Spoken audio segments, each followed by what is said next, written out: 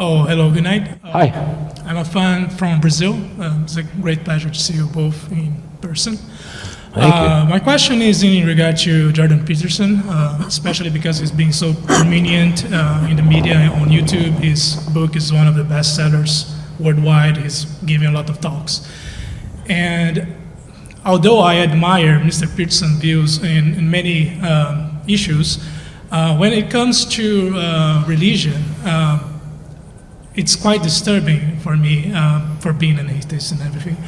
And I would like to hear both of you opinion on the question, is, you know, since Jordan Peterson is so influential, because he believes in God and he has these religious beliefs, is this a threat to the skeptical movement way of thinking? Is it a threat to the skeptical movement? No, I think, well, all right, this is going to be glib and rude, but at least it's honest. I don't think it's skeptics that are actually agreeing with Jordan, or at least not people who are applying skepticism. The thing is, skepticism is essentially, as the last gentleman said, withholding your assent to an idea. It is, I am not convinced and will not be convinced until there's sufficient evidence to warrant that. That's it. It's not saying this is nonsense. I don't run around, in many cases, there's a line that Richard used that's from somebody else, and I'm going to butcher it, but it was something about your idea isn't even wrong. That it's so muddled and confused that it isn't even wrong. Essentially, it's incoherent and unfalsifiable. I don't know how big of a threat this is. What I've been trying to do, I did the event, and I know Douglas is going to do some events. Sam's done. I think Sam's got like 3 or 4 events with him. And hopefully over the course of those, we can get to some clarity about, sometimes I'm not convinced I even remotely understand what he's advocating for, because I'll be honest, I don't care about metaphorical truths at all. I care about reality. Now, as I mentioned before, I'm fine with the idea that you can inspire people through this stuff. But I can't tell you how much of a danger it is to anything, because there are fans who've written me who say, oh, I'm a big fan of yours and I'm a big fan of Jordan Peterson's. I couldn't wait for you guys to sit down and talk. And I wasn't familiar with Jordan, so I kept saying, what is it about him or his ideas that you are a fan of? And most of them didn't answer. There were a couple that answered with something that I still didn't grasp, and one of them was pretty much, I just like the way he talks about stuff, and he's really good on psychology.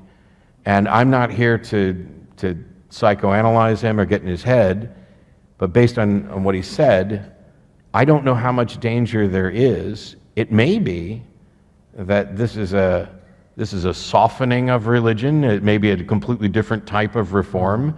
I just wish that I have a difficult time looking at someone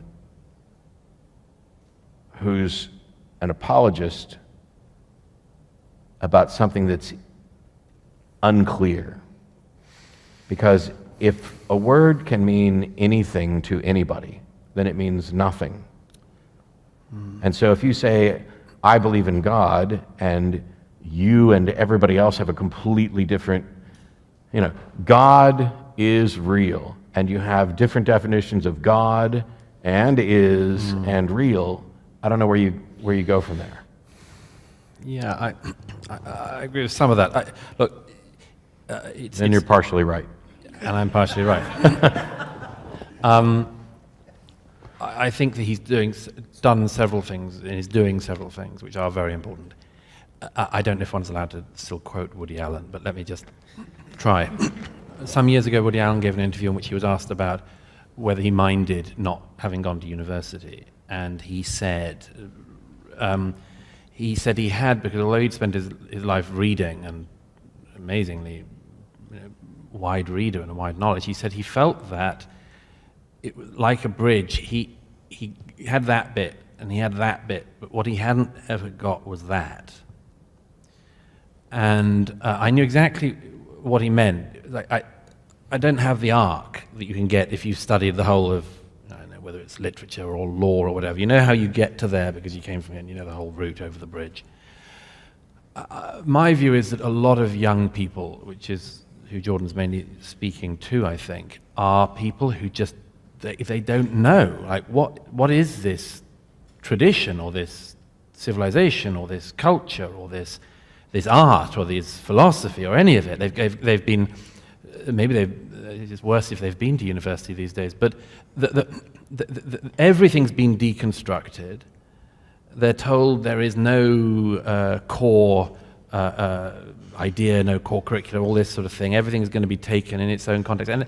And the world is befuddling to them because it's been presented as more befuddling even than it is. And he's trying to give these people, and I think pretty successfully is, an idea of what that whole bridge might be.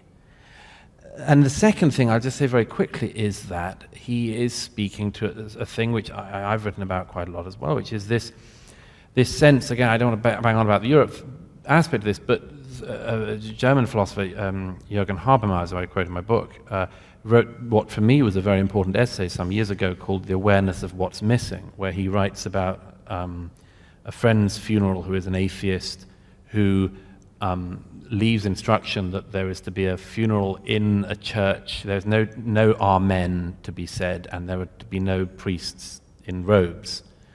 And Habermas, in basically his most coherent work, in my view, sums this up as the fact that he says his friend has recognized the loss of faith and has also recognized that we have not yet come up with anything that remotely goes into its place. Now, lots of atheists say we don't want to fill that place. We don't want to come up with new religions or replacements for religion and so on, fine.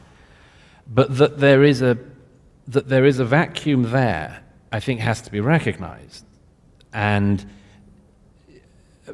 my own view is that there is a deep, deep longing that people will have with or without religious answers. And that to pretend that that is not there is a very big mistake, whether you're a believer or a non-believer. And he appears to be speaking to those deeps. And I, at any rate, think that that is a great service. I have disagreements with some of the ways in which he answers that. But this, a final thought, I mean, this is, all the time, there's an interpretation of what's happened with atheism over the last couple of decades, which is that, broadly speaking, in the 2000s, people were so worried about, among other things, post 9/11 and so on and so forth, that it had a great run at running straight at the thing.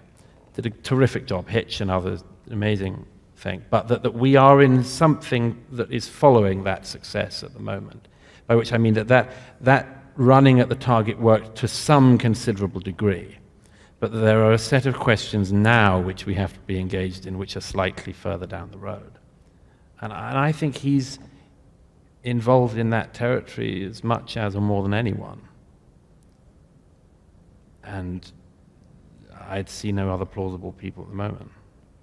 I think I agree with you that he's filling a gap that some people experience. I just don't agree that there's necessarily a gap, because I'm happy with taking the good wherever I find it, including within religious doctrines, and getting rid of the bad.